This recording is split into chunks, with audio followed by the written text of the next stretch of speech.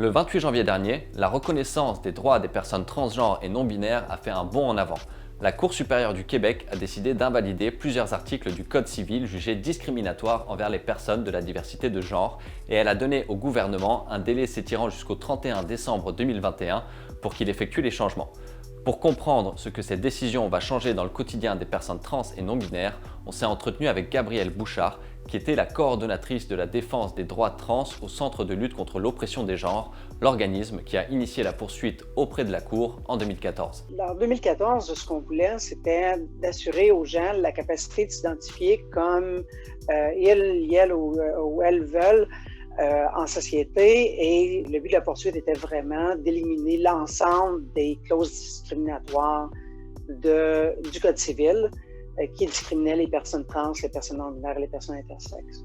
Des choses aussi simples que d'être capable de présenter son permis de conduire, d'aller à l'hôpital et d'avoir ses bons pronoms qui sont utilisés ou encore son nom. C'est des choses qui semblent simples pour une personne qui a toujours eu le même nom ou qui n'a jamais eu à changer de mention de sexe. Mais pour une personne trans ou une personne non-binaire, c'est des barrières quotidiennes à l'accès aux services, l'accès à la société civique. Ce que cette décision-là va faire, c'est vraiment de permettre aux personnes trans et aux personnes non-binaires d'être capables de fonctionner comme l'ensemble des autres membres de la société. Dans sa décision, la Cour a donc jugé inconstitutionnelle l'obligation selon laquelle les personnes ne peuvent être désignées que comme étant soit des hommes, soit des femmes. Les parents trans pourront être reconnus comme parents sur l'acte de naissance de leur enfant au lieu d'être désignés comme étant soit le père, soit la mère. Également, il ne sera plus nécessaire d'être citoyen canadien pour pouvoir changer soit de sexe, soit de nom sur ces documents officiels. Et pour terminer, la Cour a annulé l'exigence d'une évaluation médicale pour les jeunes trans, comme l'explique Gabrielle. Avant 2016, les personnes trans devaient avoir un papier médical pour prouver leur dysphorie de genre. Et ça, c'est basé sur une vieille compréhension des identités trans qui disait qu'une personne trans était malade mentale. Le prérequis d'avoir une reconnaissance de sa dysphorie de genre avait été enlevé pour les adultes, mais était encore là pour les enfants. Donc là, maintenant, enfin, ce qu'on reconnaît, c'est qu'une identité de genre est fluide. Une identité de genre, c'est il y a seulement que la personne qui la vit qui peut l'identifier et on n'est pas obligé de passer à travers la barrière d'un professionnel de la santé qui, souvent, en sait très peu sur les identités trans, pour être capable de valider une identité civile. Maintenant, on a une décision de la Cour supérieure derrière nous qui oblige les gouvernements à faire la bonne chose et c'est effectivement historique et ça va nous permettre d'aller de l'avant de belle façon.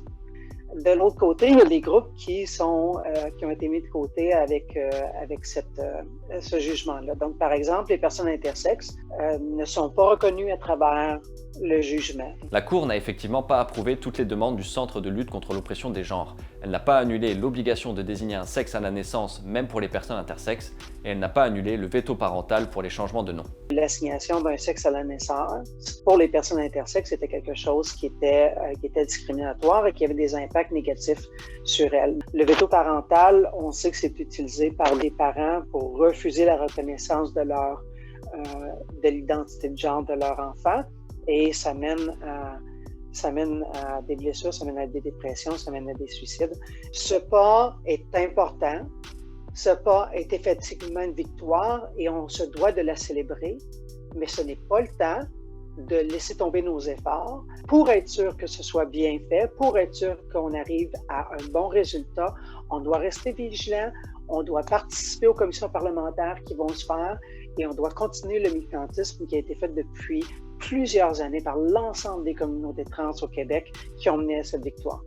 Tous les gens qui sont allés témoigner en cours, ça a demandé un effort, ça a demandé un courage, une détermination incroyable pour ces gens-là d'aller témoigner. Donc, je leur donne tout mon amour puis tout mon respect parce que c'est pas évident. C'est pas quelque chose que tout le monde aurait pu faire et chaque personne qui a donné de son temps pour s'assurer qu'on arrive à la victoire qu'on a eue la semaine passée se doit d'être applaudi pour son courage et ses efforts.